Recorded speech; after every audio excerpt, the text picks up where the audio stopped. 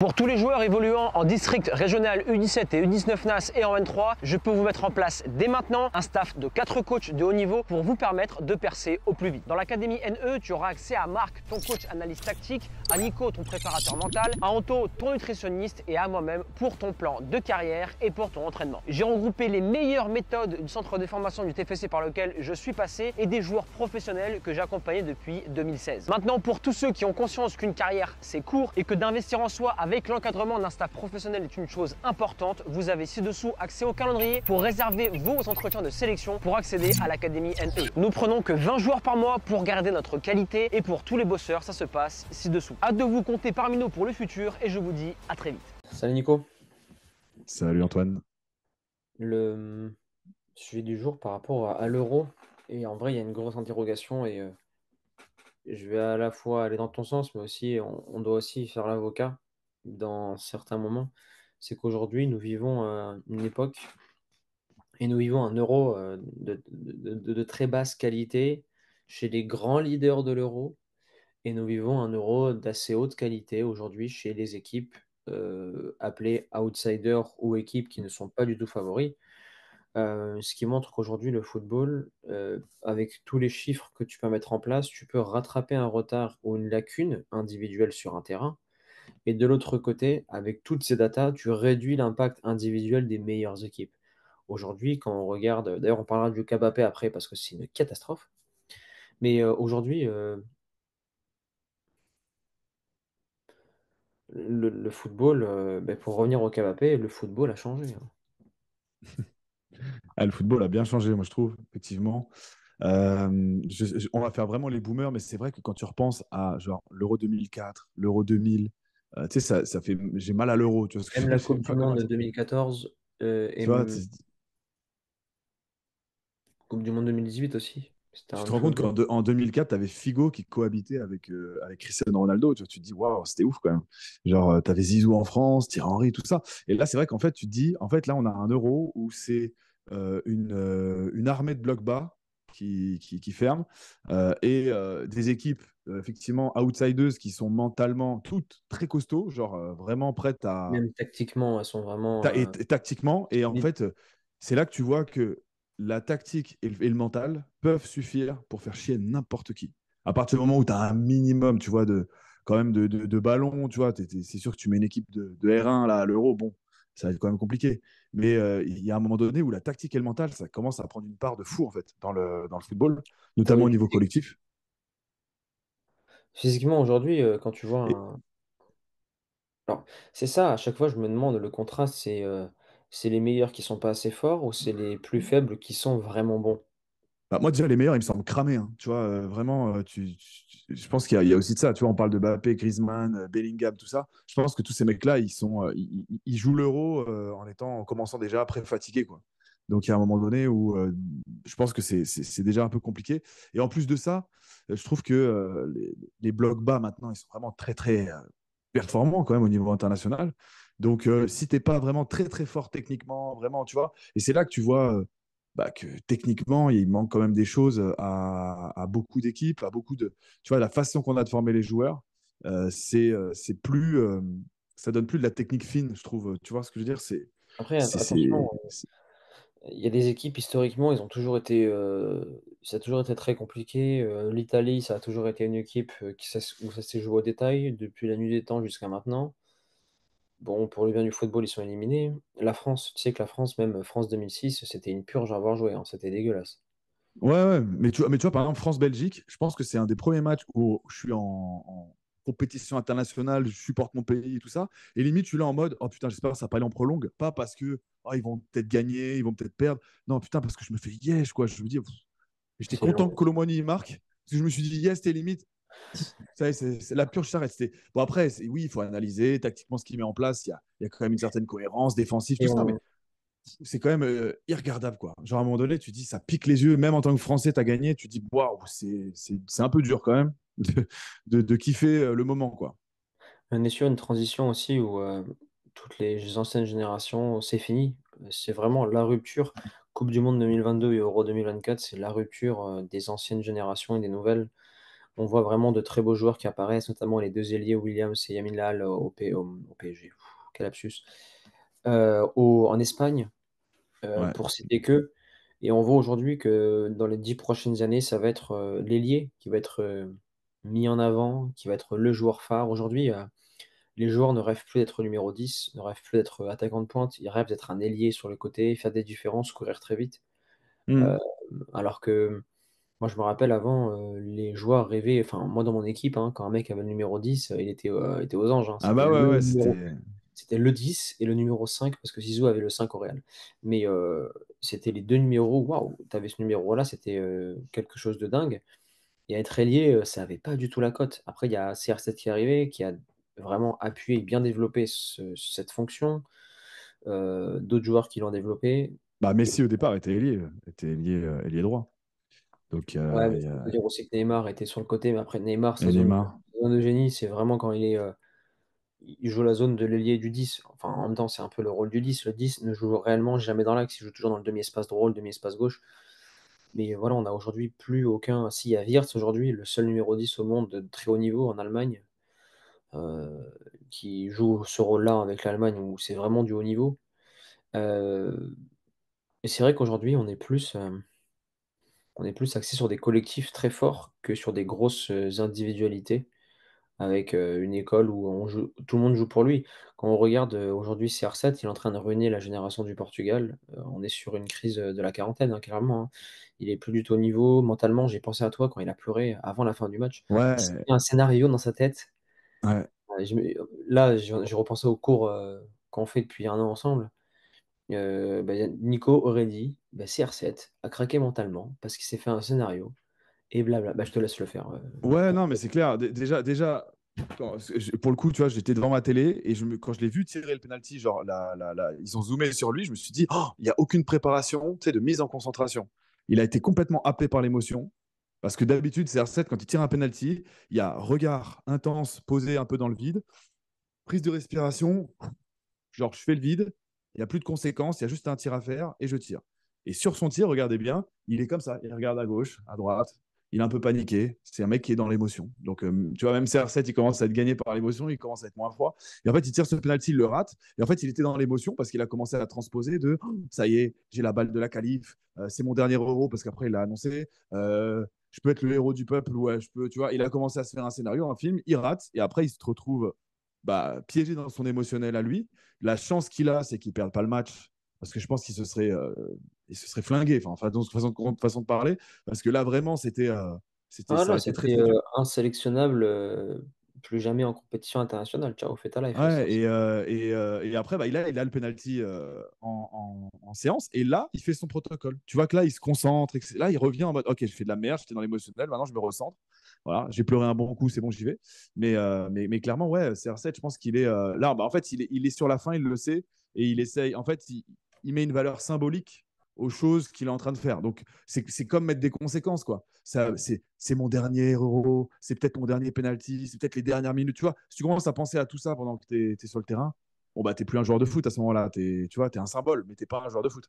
Et le problème, c'est que CR7, il commence à virer un petit peu au symbole, quoi. C'est juste un symbole, sauf que ça va être pas le Portugal à gagner, à gagner un euro, cette histoire. Et je sais pas trop ce qui va devenir. On va voir, hein, France-Portugal, peut-être qu'ils vont nous sortir. Et ce serait pas fou, parce qu'ils ont une très belle équipe, mais quand même, je trouve qu'il y a des choix bizarres un peu, tu vois, il y a des choix un peu étranges. C'est comme Mbappé de le maintenir sur le terrain, il y a des moments où tu te dis, gros, juste sors-le et fais rentrer un mec genre Barcola qui est juste plus frais, tu vois, c'est ok, on a l'impression que le mec est intouchable. Tu sais, tu peux le sortir et il fera peut-être mieux au prochain match, tu vois, mais On va y venir c'est au c'est plus Kabapé. possible. On va y venir au Kabapé. CR7, c'était déjà la fin à la Coupe du Monde antérieure, à la 2022. C'était la compétition de trop. Là, c'est la deuxième compétition de trop. On dit qu'il est sur la fin. Non, c'est déjà fini, CR7. Ouais, ouais, non, c'est clair. C'est fini. Il Et faut je veux dire, arrêter. même, tu vois, par exemple, tu vois, quand tu te rappelles de Totti, Totti, quand il était à la fin, il avait toujours tu sais, des gestes de génie, il rentrait, il faisait toujours des trucs, je sais pas, il se passait un truc, tu vois. Mais il virait pas dans l'émotionnel. Et CR7, il commençait ouais, à virer. Je pense Parce qu'il que a pas envie de CR7, c'est un raccrocher. joueur. En fait, CR7, c'est un joueur. Au-delà du physique, derrière, techniquement, on avait une très grosse frappe, mais tout était basé sur une explosion et sur. En fait, tout était explosé et sa propagande marketing a été faite là-dessus et ses fans aussi, hein. Il saute, c'est regardez comment il saute super haut. CRR, enfin CR7R, je sais pas quoi. Non, CR, AIR 7. Waouh, regardez, c'est le plus rapide, c'est le plus fort, c'est la plus grosse frappe. Ouais, mais en fait, CR7 aujourd'hui, on pensait, tu sais on pensait hein, que ça allait être Messi qui allait flancher, qui n'allait pas pouvoir résister sur le long terme avec CR7, même s'ils ont 2 ans et demi ou 3 ans et demi d'écart. Ouais, là, ça Ronaldo, commence à jouer un peu, physiquement, je pense quand même, hein. Là, ça ouais, commence à aujourd'hui, jouer. Ronaldo, quand on supprime son physique, ben, il n'a pas les mêmes étincelles que des joueurs comme Messi avec le ballon. Tu vois, Messi, il sait qu'il est cuit, Messi. Tu vois, il le sait. En Copa América, son troisième match de poule, il l'a pas joué. Il était sur le banc, il Ouais. rigolait avec ses potes. Messi va faire Ouais, le ouais. taf. Messi, il sait que sur cette saison, avec l'Inter Miami, il faisait ce qu'il avait à faire. Il marquait des buts, il marquait des buts, des passes, des autres. Mais chaque saison, lui, il sait le nombre de matchs qu'il a à jouer. Et en Copa, c'est entre 8 et 9 matchs pour gagner la Copa. Il a dit, moi, il faut que je me prépare pour avoir 9 matchs dans les jambes. Point. CR7, il a fait 40-50 matchs en Arabie Saoudite. Bon, c'est pas la Ouais, même ouais, intensité, mais il en a fait beaucoup. non, mais c'est clair, c'est clair, c'est clair. Et Tu veux puis, je vraiment pense, te focus sur l'euro et ta legacy, ton héritage, Nico, ça va pas être le meilleur buteur d'Arabie Saoudite. non, c'est clair. Et puis je pense que CR7, déjà, il est un peu plus vieux que Messi. Je pense que ça commence à jouer. Et puis, il a ce côté obsessionnel que n'a pas Messi. Tu vois, Messi, il est un petit peu plus détaché quand même des choses. Et du coup, lui, ça le rend. Genre, je pense qu'il est un peu dans la négation de voilà qui je suis maintenant. En fait, lui, il est toujours dans ce que je représente, etc. Et il représente toujours quelque chose pour énormément de mecs, de joueurs, etc. Et en fait, il est un peu piégé dans ce paradoxe de je suis un symbole, j'ai été ce joueur-là. Maintenant, en fait, il a du mal à accepter tout simplement qu'il vieillit, je pense. Et je pense que en fait, quand bien même il va l'accepter en prenant des décisions radicales, en disant bah, voilà, c'est mon dernier euro, ça va être la fin de ma carrière, il va prendre cette décision à un moment donné. Mais en vrai, il ne l'accepte pas au fond de lui. Tu vois ce que je veux dire? Au fond de lui, c'est pas accepté, c'est pas toléré parce qu'il se dit putain, j'ai fait tellement d'efforts pour avoir peut-être 5 ans de moins physiquement que mon âge. Tu vois, il en a 40, mais son corps, il a 35, tu vois, en vrai, avec tous les efforts qu'il a fait, que ça me saoule de devoir me résigner à dire putain, ça y est, c'est la fin, quoi. Lui, il aurait voulu peut-être, tu sais, aller encore plus loin, etc. Peut-être comme le japonais là, qui a 50 ans et qui joue toujours. Je sais pas si tu as déjà vu cette histoire-là. Ouais, mais Euh, il joue quasiment pas de match, en fait. Il mais, joue souvent mais, sur le mais banc. après, il joue au Japon depuis toujours. Là, on parle de CR7 qui a joué les plus grandes compétitions tu vois, depuis qu'il a 16 ans ou 17 ans. Donc, il y a un moment donné où forcément le corps il fatigue. Et ça, il ne veut pas l'accepter. Alors que Messi, je pense qu'il y a un taux d'acceptation qui est genre, c'est OK, quoi. Tu vois, on sent qu'il y a un Messi, genre, Détaché. j'ai accepté mon sort. En fait, je vieillis, je suis plus le Messi d'il y a 10 ans. C'est OK, tu vois. Et je pense que CR7, au fond de lui, si tu lui parles, il accepte pas vraiment cette situation et il aimerait maintenir la légende encore, mais c'est plus possible parce que physiquement, effectivement, voilà. Donc, C'est bah voilà. c'est Rof dans le rap français. Rof, Ouais. très En grand plus, rappeur Rof, c'est de vraiment prestation. mon rappeur préféré d'enfance. Donc, vraiment, ouais, Il a c'est sorti vraiment un ça. album là, Nico, il a fait 4K de vente en première semaine, il est has-been, il est dépassé. Sa cover, c'est de la merde. J'ai essayé d'écouter ses instrus, ça me pique les oreilles. C'est plus possible. On n'est plus en 2010, c'est Ah, fini, mais mec. moi Rof, je suis bloqué encore sur La fierté des nôtres, tu vois. Ouais, mais L'album, justement, c'est ça et qu'on recherche chez lui, tu vois, mais c'est voilà, fini. le cauchemar du rap français, ces trucs-là. Et c'est vrai que j'ai pas du tout suivi la suite. Mais par contre, Rof, pour moi, dans ma tête, c'est toujours le master parce que j'écoute toujours ses albums en boucle. Mais c'est vrai que c'est peut-être parce que je suis pas passé à ce qu'il fait de nouveau. Et je pense que CR7, c'est un peu ça. Il y a beaucoup de gens qui ont encore dans la tête tout ce qu'il a fait. Mais c'est vrai je pense qu'il faut juste qu'il arrête, qu'il reste. Et c'est pour ça que les Zidane, Kroos, etc., c'est quand même des sorties par la grande porte. Parce que même si Kroos, il gagne pas Ouais, l'euro, tu vois, parce tu vois, qu'en c'est les mecs, ils sont encore au top et tu leur demandes de continuer. Et c'est eux qui te disent, j'arrête. Waouh, tu ils sais, la savent ce que classe. c'est le football, ils savent ce que c'est l'ingratitude des gens, ils savent ce que c'est d'être pas bon. Tu vois, Cersei, il va sortir, les gens, ils ont la mémoire courte, il va laisser une mauvaise image, il va sortir par la petite porte, il va se faire Ouais, et moi, ça peut-être me saoule. vraiment éliminer par la France en Au, huitième. au vu, au vu de l'immense joueur et En du quart, symbole pardon. que c'est pour le foot, ça me saoule qu'il ait cette fin-là. Bah après, ça se trouve, il gagne l'euro Mais et, c'est sa euh, force, et il il fait sa sou- et faiblesse, Nico. hein, ouais, ouais. Mais s'il Vraiment. gagne l'euro et qu'il soulève la coupe, on va tous se rappeler du symbole et après, il faut qu'il arrête, quoi. Mais ça va être compliqué quand même. 100% et son ego qui l'a toujours poussé à aller plus loin, à faire plus de choses. Aujourd'hui, il est esclave de son ego, il l'écoute, un peu comme dans le film Ouais. Revolver où Jason Statham qui fait l'acteur principal a son alter ego en lui, il y en a plusieurs et il écoute ses voix intérieures au lieu de les mettre à son service et Ronaldo, c'est un peu la même chose, heu, c'est dommage. On a Mbappé et c'est là où je place Ronaldo, c'est là où je place Michael Jordan et c'est là où je place paix à son âme Kobe Bryant loin devant et je vais t'expliquer pourquoi. Mbappé, c'est l'une de ses premières années où il était vraiment dans le show. Il va manger chez le président, il fait des voyages, des transferts, les médias. Il a beaucoup nighté cette année. Mbappé, il a eu une prise de poids, ça se voit, il est plus lourd qu'avant, il est moins explosif Mm. qu'avant. Et ça s'explique une seule chose, hygiène de vie. Et quand tu regardes des Michael Jordan, des Cristiano Ronaldo, des Kobe Bryant, c'est des mecs, ils étaient super connus. Ronaldo, je me rappelle, il y avait des photos de lui avec Paris Hilton, Kim Kardashian. Tu sais, c'était un mec, il avait la cote, c'était un gros showbiz. Jordan, pareil, hein. Il faisait des plateaux télé avec son cigare. Il savait quand faire la fête, quand faire des gros paris au golf. C'était un baiser. Et il a même fait du baseball à un moment donné. Mais ils étaient toujours méga, super, giga forts. C'était des monstres, Nico. Il n'y a pas eu en fait une once, il n'y a pas eu dans la carrière de Jordan et de CR7 ce que fait Mbappé là. Il n'y a pas eu ça. Bah, tu Il peux n'y a pas eu un rajouter les moment où Nadal, Djokovic, LeBron James, ouais, tout on ça. peut, on peut ajouter ces mecs-là avec Federer. On peut les ajouter. En fait, il y a le Shobzi et tout, mais ce mec-là, il lui manque à Mbappé. Moi, j'ai ma théorie, je ne vais pas l'exprimer ici, mais il lui manque ce qui a été de très fort chez Jordan, chez Kobe Bryant et chez Cristiano Ronaldo. Est-ce que c'est la famille? Est-ce que c'est le socle familial? Je ne sais pas. Est-ce qu'aujourd'hui, le mec, il est matrixé par. Parce qu'à ce stade-là, en fait, tu es matrixé. Mbappé, c'est un joueur, c'est un homme politique, Mbappé. Ouais. C'est un mec qui donne des consignes de vote pour aller voter. C'est un mec qui dit votez Macron, par exemple. Il a dit on est contre les extrêmes, ça veut dire voter au centre. C'est un mec qui, son meilleur pote. En fait, moi, ma théorie, c'est quoi? C'est que pourquoi il a beaucoup souffert au PSG et pourquoi il est comme ça, je pense qu'il doit arriver à un moment de sa carrière où, tellement qu'il est riche et tellement qu'il était dans les hautes sphères avec Sarko, avec Macron, avec Nasser El Khalifi, je crois qu'il doit avoir des bises tellement élevées, il doit avoir tellement des grosses responsabilités que ça doit lui générer de l'anxiété, ça doit lui générer autre chose. Je sais pas, tu sais, l'anxiété du businessman. Le mec, en Après, fait, il a un il faut, défocus total, Nico. il faut quand même dire que genre Mbappé, le contrat qu'il a signé au PSG, même les stars de NBA qui sont surpayés encore plus, etc., ils l'ont checké en mode putain, mec, trop fort. Genre, négociation de contrat. Genre, voilà. Et donc, du coup, le mec, je pense que c'est le plus gros contrat jamais vu de l'histoire, limite. Enfin, il All faudrait time. regarder. Mais, donc, tu Genre, vois, c'est déjà, de loin le joueur le moins bon. Enfin, c'est de loin le joueur qui ne s'assoit pas dans le top 10 de tous les temps dans le football, tu vois. ouais, et moi, en fait, ce qui me fait peur avec Mbappé, c'est que tu vois, CR7, quand on l'a connu jeune, on se rappelle un peu le joueur que c'était. C'était un joueur foufou, il prenait la balle, dribble, tout ça, nanana. Il a commencé après à ajouter les buts et vraiment le côté décisif à son histoire, jusqu'à migrer que dans ce truc décisif. Messi, c'est pareil, il avait ce côté un peu électron libre, bam, bam, bam, dribbleur insatiable, etc. Bref, tueur, quoi. Et à la fin, bah, il s'est recentré et c'est devenu un meneur de jeu. Moi, la question, c'est déjà, quand je vois Mbappé, effectivement, comme tu dis, je trouve qu'il est un peu plus lent, il est un peu plus lourd. Peut-être, effectivement, comme tu dis, il a beaucoup naïveté, etc. Mais je me demande, dans son évolution, qu'est-ce que ça va devenir?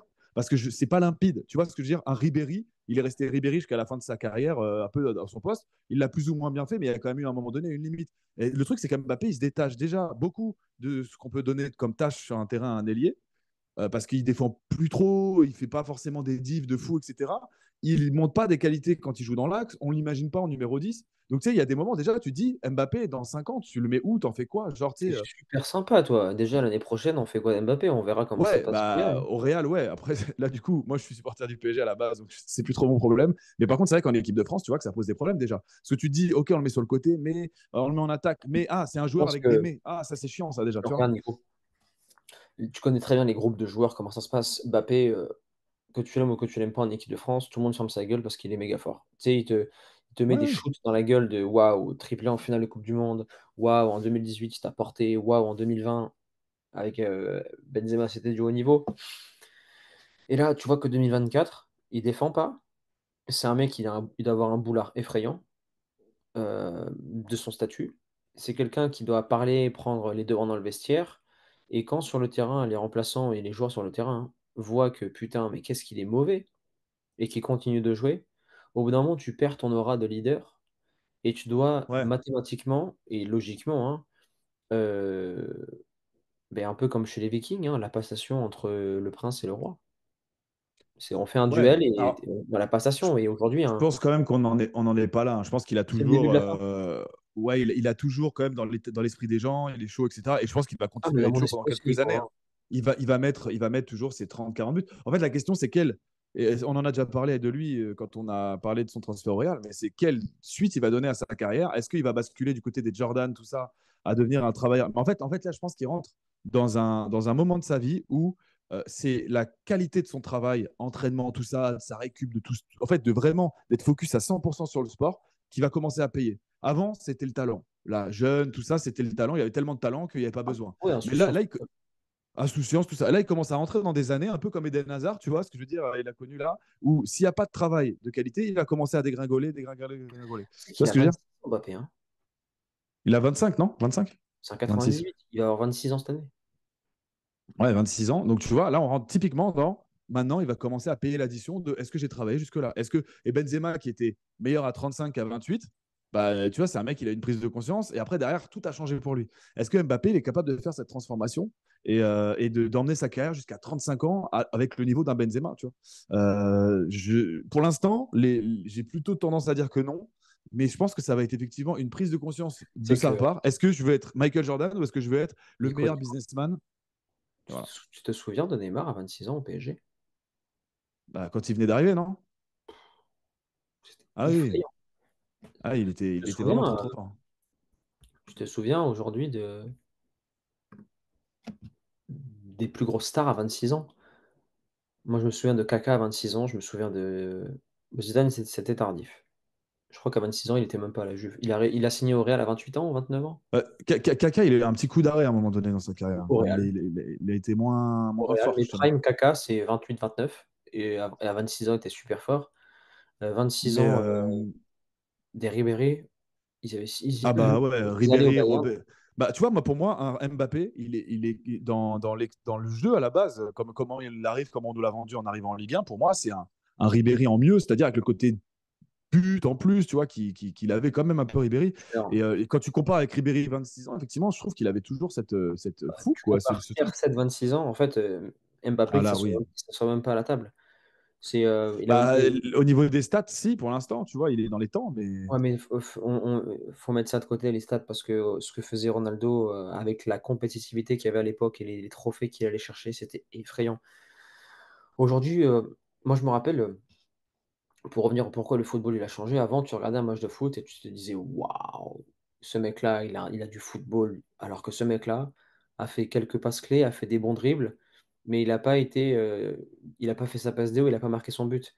Tu sais, avant, aujourd'hui, si tu fais retour dans le passé, quel est un bon match pour toi? Je te jure, Nico, on n'aurait pas parlé de chiffres. Si un attaquant aurait dit je veux marquer, un 10 aurait peut-être dit je veux marquer un but sur coup franc, ou je veux marquer un but sur une belle passe D.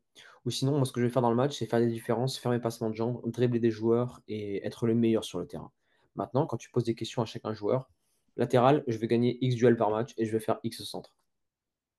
En fait, tu as Hmm. mathématisé le football, ce qui n'est pas une mauvaise chose, mais aujourd'hui, un Bellingham a eu le trophée de l'homme du match parce qu'il a marqué le but final.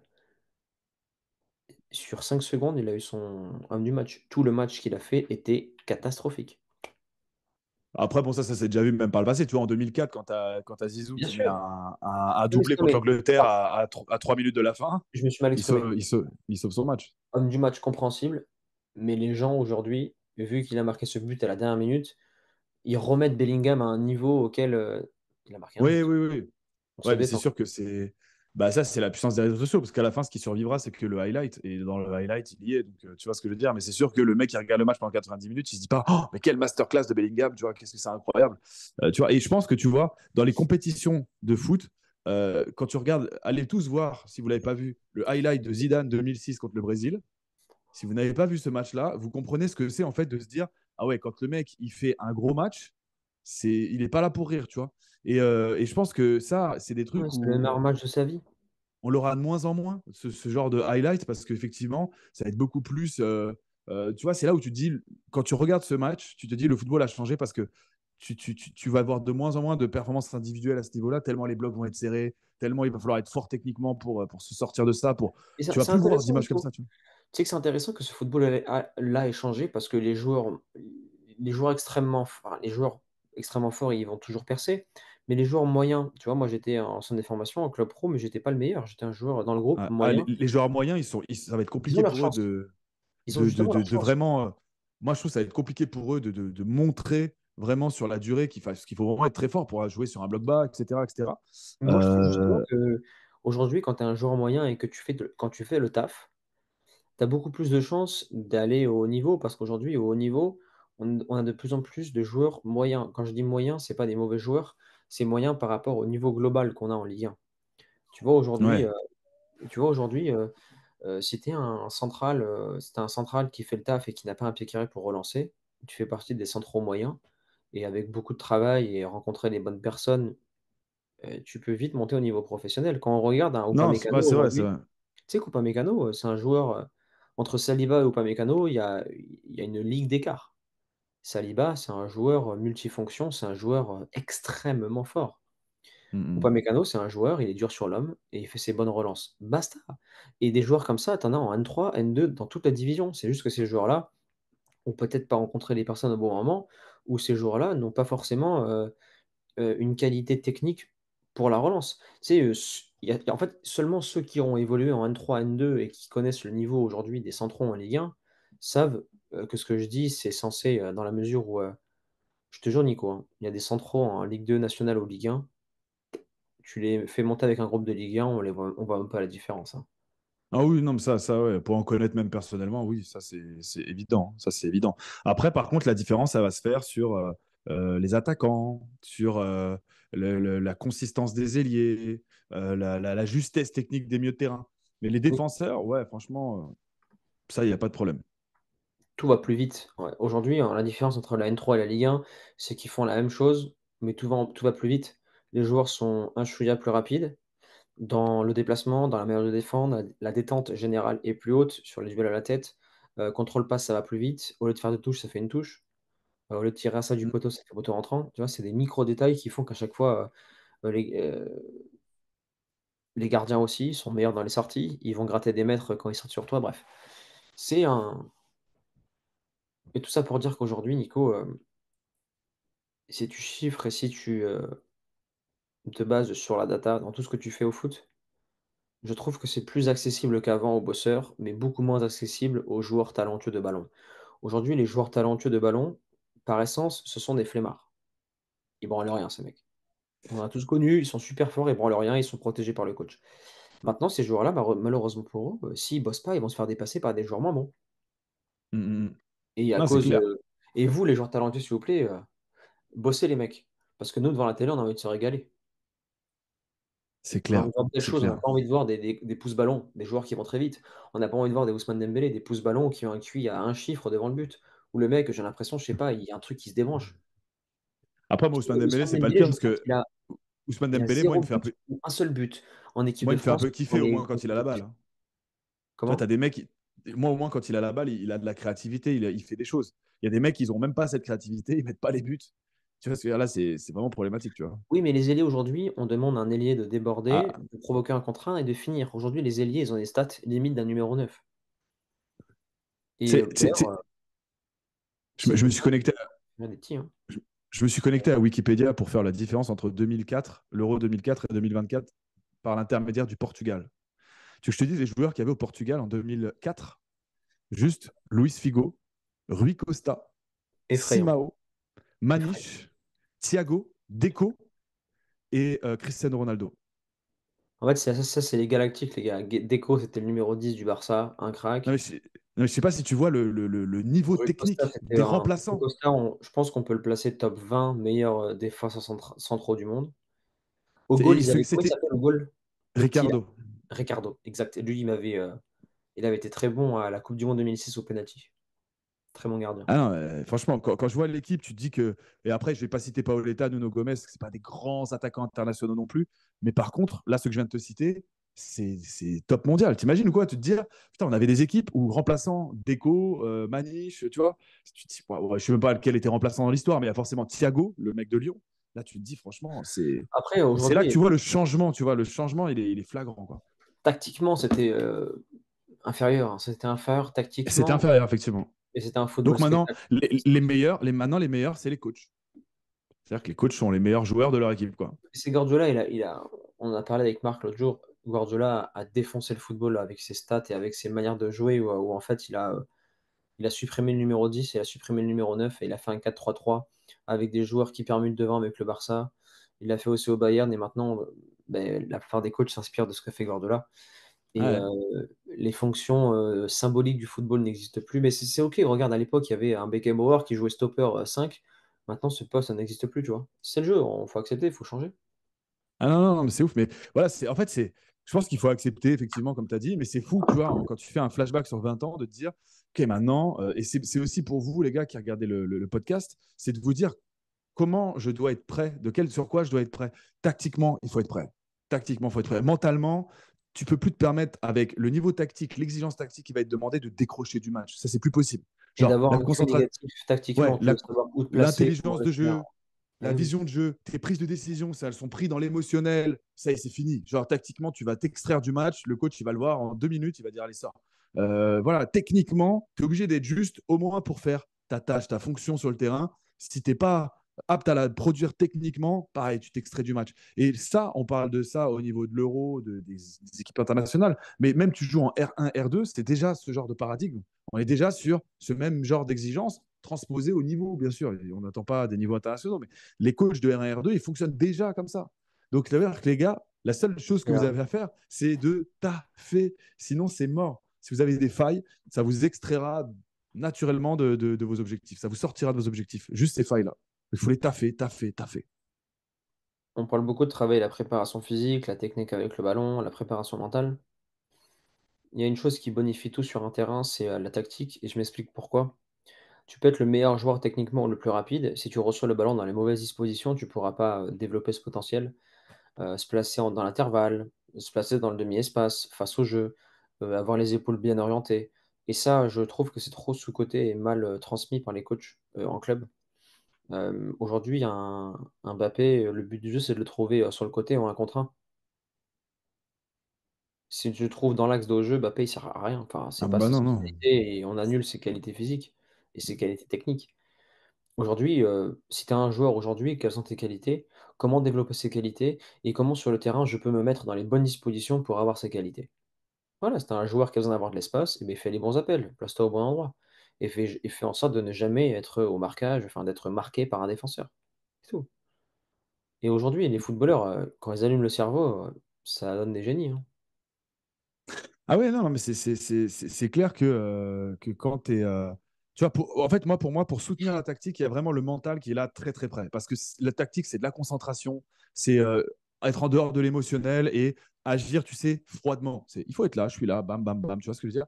Et si déjà, tu n'es pas dans l'émotionnel, voilà. Mais après, ce qui sert aussi la tactique, c'est la technique. C'est-à-dire que si à un moment donné, tactiquement, tu es dans le demi-espace, on te donne la balle, il faut que tu la contrôles le pied gauche et pas pied droit. Tu vois ce que je veux dire? Il faut Et avoir après des possibilités. on ajoute le physique pour résister au duel et pour exploser et la préparation Exactement. mentale pour finir le ballon devant le but. Non, mais tu vois, c'est pour te montrer que tout est lié et que si tu n'as pas tout, à un moment donné, si l'un de ces, on le répète à chaque fois, si l'un de ces piliers, tu as un gros défaut, c'est Et la ton, même c'est ton, question c'est ton, ta note éliminatoire pour le haut niveau, direct. Genre, si tu as un gros, gros, gros défaut sur l'un de ces trucs-là, c'est compliqué de passer l'étape. Si tu résous pas tes problèmes. nutrition et hygiène de vie aussi, parce que le joueur ne pourra pas avancer sur le terrain s'il n'y a pas la bonne Ça, nutrition. je rentre ça dans le physique à la limite. Tu vois ce que je veux dire? C'est Ouais, ouais. avoir un corps fonctionnel, forcément, bah, ça va plus loin que simplement faire des paliers de VMA et tout ça. Ça, c'est sûr. Hein, c'est autre Ouais. chose. Mais c'est sûr, quoi. Si. Et tu vois, Mbappé, il est juste un petit peu défaillant peut-être sur le physique là actuellement. Bah, déjà, ça commence à créer des gros décalages avec le haut niveau par rapport à ce qu'il est capable de faire. Je pense qu'il y a une répercussion mentalement aussi.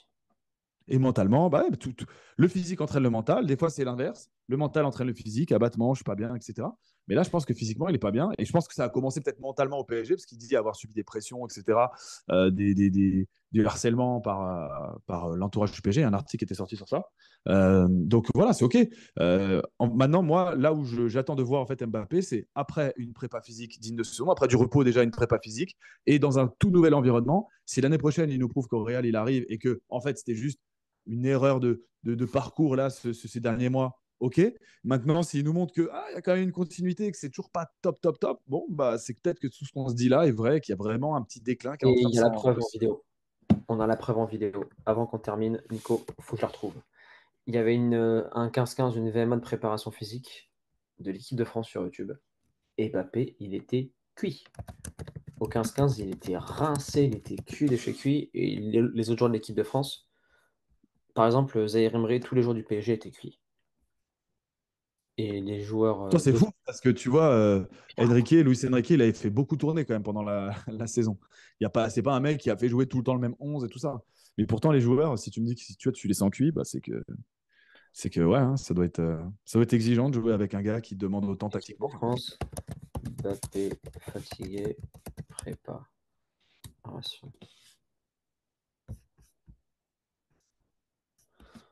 Putain, j'ai la flemme de remonter, mais je sais que je l'ai vu. Après, c'était à Clairefontaine, sur le terrain Michel Platini, je crois, il était cuit.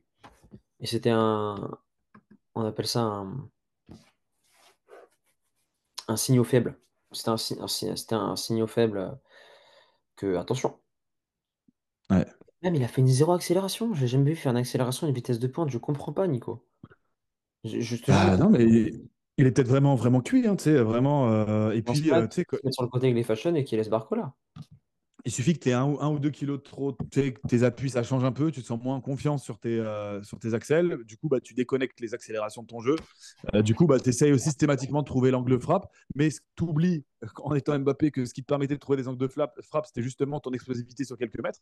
Parce que tant que tu mets la pression psychologique au joueur adverse en lui faisant sentir sur un appui, je peux t'envoyer, bah du coup, le mec, il est toujours en train de danser dès que tu fais un geste.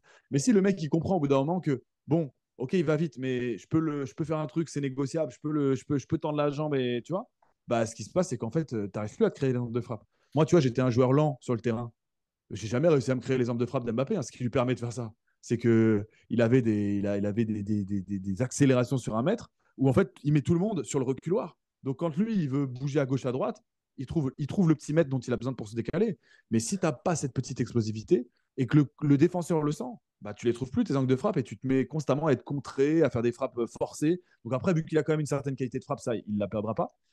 Il peut quand même mettre des buts de folie, tout ça, il n'y a pas de souci. Mais il a quand même beaucoup plus de difficultés à se mettre dans des angles qu'il affectionne, dans lesquels il se sent tranchant, tu vois. Ouais, et surtout, vu qu'il est très rapide, les joueurs, au lieu de prendre 1 mètre, ils prennent 1,52 m 2 pour défendre sur lui, ce qui Ouais, lui laisse aussi une liberté. Il crée, Mbappé, ce qu'il a pour lui, c'est qu'il crée une certaine crainte chez l'adversaire, qui lui laisse beaucoup d'espace. Pareil pour un Dembélé. C'est pour ça qu'ils ont une faculté aujourd'hui à éliminer plus facilement les joueurs, parce qu'il y a cette peur-là. Et cette peur peut disparaître si voilà, il mais de toute s'écroule. façon, je Ça pense avance qu'on a pas. déjà tous vécu au moins un five. Là, je pense que ça va parler à tout le monde. Le moment où tu vas faire un five et que tu sais que tu domines le five, tu es bien, tu es au-dessus, voilà. Bah, tu sens très bien qu'une fois que tu as mis 3-4 crochets, sombrero, petit pont, tout ça, nanana, tu as le moment où tu instilles la crainte. Et en fait, les mecs, ils défendent même plus sur toi. Donc ça devient encore plus facile de leur mettre la zermie. Tu vois ce que je veux dire? Parce que les mecs, en Ou fait, à ils ont l'inverse. peur. Ils ont peur de mettre le pied. Voilà, moi, j'ai plutôt ça, ces images-là en fait. C'est comme tu les as éliminés 2, 3 fois, bah, ils ont un peu peur, ils viennent plus. Donc en fait, ça devient, tu joues encore plus dans un fauteuil. Mbappé, lui, c'est ça, mais en Ligue 1, en Ligue des Champions. Moi, c'était au 5, lui, c'était en Ligue 1, en Ligue des Champions. Et c'est quand même pas la même, tu vois. Et là, c'est le moment où tu te dis qu'effectivement, quand tu perds ce petit confort, parce que tu n'as pas créé la peur dans l'adversaire, dans la tête de l'adversaire, et que l'adversaire, tu l'as pas enlevé l'espoir de venir te prendre la balle ou quoi, bah voilà, hein, c'est fini. Après, il n'y a plus ce côté, bah voilà, comme tu as dit, il prend plus le mètre d'écart, le mètre 50. Après, tu n'as plus les opportunités de ce moment où toi, tu étais rapide et que ce n'était pas sur tes coups d'accélération que tu gagnais. C'était de la peur que tu avais mis dans la tête de l'adversaire. Et c'est ça qui change tout. En finale, ce Nico, c'était beau. Ouais, merci pour cette belle fin. Je pense qu'on a fait le tour du sujet. Et en espérant que demain, on envoie CR7 à sa retraite. Et qu'on lui mette une petite tape sur l'épaule, on lui dit frérot. Ah, moi, j'aimerais bien qu'il parte à la retraite, mais j'aimerais bien que. Alors, s'il devait partir à la retraite, tu vois, si je devais souhaiter un scénario, allez, ça serait genre victoire 2-1 de l'équipe de France, but de CR7. Tu vois, au moins, il finit sur une bonne note. S'il doit partir à la retraite demain international, je voudrais au moins qu'il finisse propre et qu'il ait au moins l'occasion de briller une dernière fois pour le Ouais, Portugal. mais tu Ça sais me ferait que vraiment kiffer pour la carrière, pour le. De la même façon que je souhaite la même chose à Tony Kroos, tu vois. Mais limite, Tony Kroos, je lui souhaite de prendre l'Euro parce que j'aime, tu vois, j'aimerais tellement me dire qu'il va finir bien. J'adore ce joueur, mais après, voilà, j'aimerais bien que la France le prenne. Mais c'est vrai que si la France font ce match-là, fait le même match que contre la Belgique, contre le Portugal, et qu'on gagne vraiment l'Euro comme ça va être quand même difficile de se dire, ouais, on a vraiment vécu un bon moment en prenant cet Euro. Donc au Ah, final, mais le limite, match contre le Portugal, Nico, il va être horrible, hein. on va voir, on Et va voir, hein. CR7, il peut aujourd'hui, vu que il y aura un bloc bas, il peut faire des différences en contre s'il a toujours son accélération. Vu qu'il y aura pas mal de coups de pied arrêtés offensifs pour le Portugal, il a l'opportunité d'aller au duel aérien. Quoique en face, l'équipe de Après, France, la défense centrale de l'équipe de France, il faut quand même être très très chaud pour exister dans l'axe, hein, quand même. Enfin, après, sur un errement défensif, tu peux te faire. Mais même Lukaku, au duel, il n'a pas réussi à tenir Saliba, à jouer contre Saliba. Donc il y a quand même un moment donné où. Après, CR7, il est malin, donc il a l'expérience de fou, il sait mais oui, marquer des buts. il a le. Donc voilà. Après, j'ai pas envie de faire de pronostics parce que franchement, ce match-là, il est Ah si, il y en impronosticable. a un. Si, il y en a un match de merde. Ça, c'est pronosticable. Ah ouais. Bah, Là-dessus, paradoxalement, ça peut finir à 2-2, 3-3. Tu sais pas. Tu sais pour pas. débloquer un match de l'équipe de France, il faut ouvrir le score contre l'équipe de France. C'est tout. Si vous voulez vraiment qu'on voit un bon match, parce que Deschamps, il joue pour pas perdre. Donc si vous marquez un but d'entrant de l'équipe de France, là, ça va débrider le match, là, ça va l'ouvrir, ça va être intéressant. Par contre, si la France marque le premier but, on sait très bien que derrière, il va. Quoique, non, Deschamps, c'est un mec qui veut toujours aller chercher le deuxième pour la sécuriser. Après, moi, ce qui me fait peur, tu vois, c'est un peu comme l'Espagne où je me dis c'est une grosse équipe, mais s'il joue contre l'équipe de France, il laisse tellement d'espace que tu peux mettre une équipe programmée pour aller tuer l'adversaire comme ça. Et les Portugal, je pense que s'ils doivent courir vers leur but et qu'ils sont un peu hauts, qu'il y a un peu d'espace, c'est quand même pas la meilleure équipe, je pense, pour courir. Tu vois, alors que l'équipe de France, courir vers leur but, ça, il n'y a pas de problème. On court, bam, grande vitesse, tout le monde court vite, tout le monde est physique. Donc bon, bien sûr, tu peux toujours te faire niquer, mais je pense que le Portugal, l'Espagne, c'est pas les équipes qui, de base, vont pouvoir jouer très très haut contre l'équipe de France. Donc effectivement, Mhm. ça risque de donner un match fermé, je pense. Je pense que ça risque de donner un match fermé. J'ai peur que le Portugal arrive un peu en mode Belgique, en mode on joue bas, et avec nos petits techniciens, là, on va avoir des opportunités. Euh, et donc, du coup, que ça donne un match un petit peu compliqué à regarder, quoi. On va voir. On va voir. On va voir. On verra ça demain. Nico, Yes. on se dit à la semaine pro et ciao la team. Salut la team. Salut, salut.